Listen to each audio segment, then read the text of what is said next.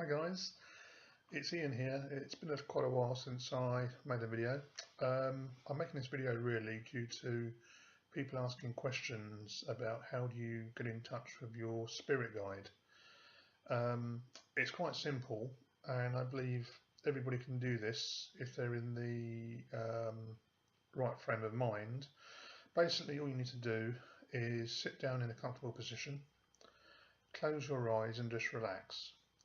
When I say relax, I mean relax your whole body from the top of your head all the way down your forehead, your eyes, your cheeks, your shoulders, your arms, your chest, your stomach, your thighs, your knees, your shins, down to the tips of your toes until your muscles are totally relaxed.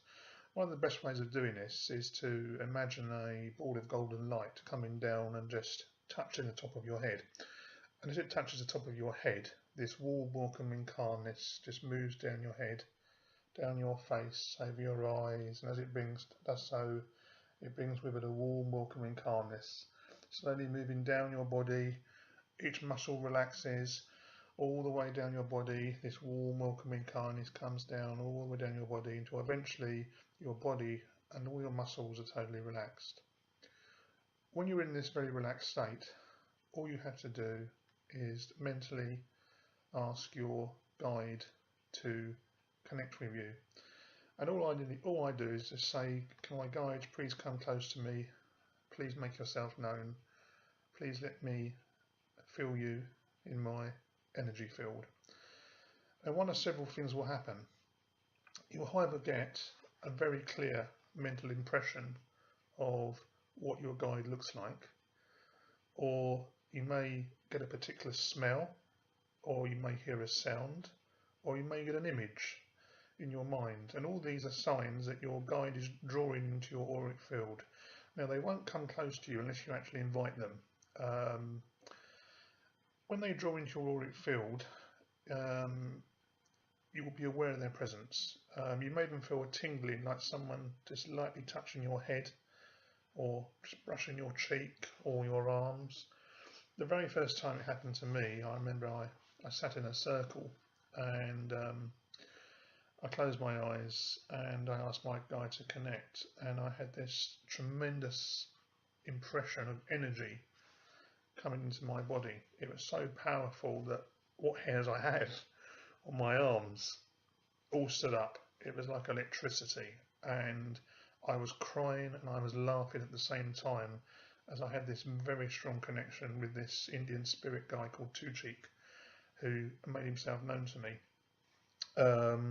He was a very jovial fella, got a quite distinctive face. I know it's a bit of cliche to say that we all have Indian spirit guides, because quite often we don't. Quite often our spirit guides are quite mundane, and during our lifetimes we actually have many spirit guides that come and go at various points in our life as and when we need them.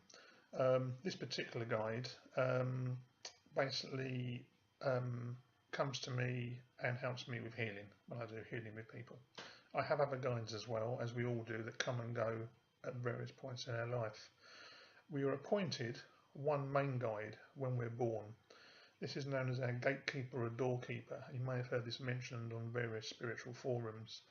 Now, a gatekeeper or doorkeeper is the guide basically that keeps the door between this world and the next world open or closed.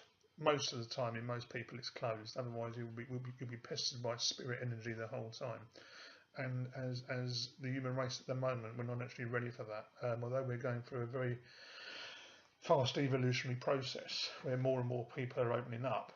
When you ask your doorkeeper, when you get into more what I would call more serious meditation and more serious spiritual work, you will use your doorkeeper to keep away what I call negative energies and only let through people that he feels are safe for you. So if a spirit or a guide or somebody wanted to come through that was possibly wasn't good for you, the doorkeeper or gatekeeper would not let that guy come through, and they are there all your life. But I say you have various guides through your life. People say they got an Indian guide or they got a Chinese guide or whatever. Often they have. partly because the Native American Indians were deeply spiritual, had a very close connection with spirituality and with Earth as a living entity itself. Okay. Also, over the years, I've had two Tibetan monks that are with me. One was called Kyo-san, who was a very kind, gentle soul that helps me out occasionally. I have another guy called Jonas, who is a very powerful energy. The very first time he came through, we were sitting in a circle at Maidstone Spiritual Development Church, and I was asked basically to act as the medium during this circle. And we all held hands and closed our eyes. We said a little prayer beforehand, as we always do. And I just asked my guide to come through, and everybody in the hall, not just myself, could feel this energy coming into the hall. It was so powerful, it was so intense. It was the radiance of his light that you could actually feel the room get physically warmer. And it wasn't just me that could feel it, other people could as well. And I had this very strong impression of this guide, who basically imparted very deep philosophical messages through me to the group. I don't have him come through so often now. He only comes through really with deep philosophy, which most people unfortunately aren't interested in. Most people want to know, who will I marry and will I win the lottery, which is really trivial. And you really shouldn't go to a medium or psychic to ask these questions, because these are just trivial. And I just feel basically that they basically degenerate the whole purpose of being a medium or psychic. You're a link between spirit and this world. You know, here as a light worker to help other people by answering important questions in their lives, not trivial questions in their lives. Anyway, that's how you get in touch with your spirit guide. Hopefully you will feel something when you come through. You're perfectly safe. Nothing nasty can happen. You're not going to get a demon attached to you, or an entity, as you might have read in some of the magazines. This is partly popularised by the current sort of state of TV programs like Supernatural and Grimm, and programs about the darker side of the spirit world. It's full of pure energy and light. You yourself are full of pure energy and light. And light attracts light. Light also attracts darkness. That's quite true, like a moth to a flame. And you find if you start walking a spiritual path, particularly if you're a sincere worker and you work from your heart centre, not your head centre, you naturally attract darker things into your life. But again, it's nothing to be worried about, because you have the inner power to actually block any darkness. So when your guide first comes in touch with you, they may give you a name. If you'll get as a mental impression, you may hear it physically if you're very lucky. You may get a certain smell associated with them, like roses or something like that, a strong perfume, which they will sometimes let you know they're just around. You may hear a sound, like the tinkling of the bells or a clicking noise. All these are signs that a guide is with you. When you do make connection with a guide, just talk to it as they are talking to a normal person. Just say hello and tell them why you want to talk to them. That's the important thing, because they will not work with you unless you ask them to work with you. Although they are there all the time through our lives at various times, they won't actually interfere with our lives because we have free will.